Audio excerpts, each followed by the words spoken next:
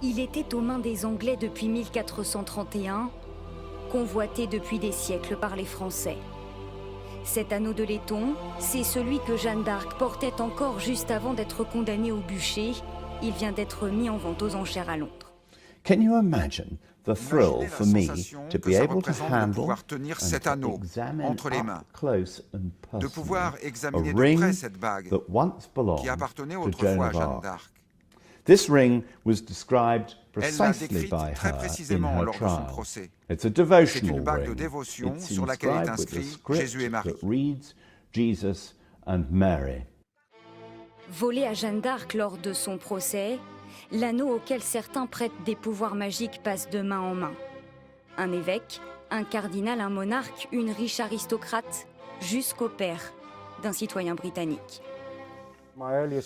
Mes plus vieux souvenirs de cette bague remontent à l'époque où j'avais 4 ans. Ma sœur la portait et tous les deux ont rejoué la bataille quand les Anglais ont capturé Jeanne d'Arc. Mon père l'a acheté en 1947, on a toujours la facture originale.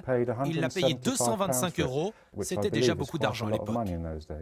And I'll start Le bidding, 26 if I may, février, jour de la these vente, les at enchères décollent. £30,000. £30,000 I have. 38 000. 32,000, 35,000, 40 000. 38,000.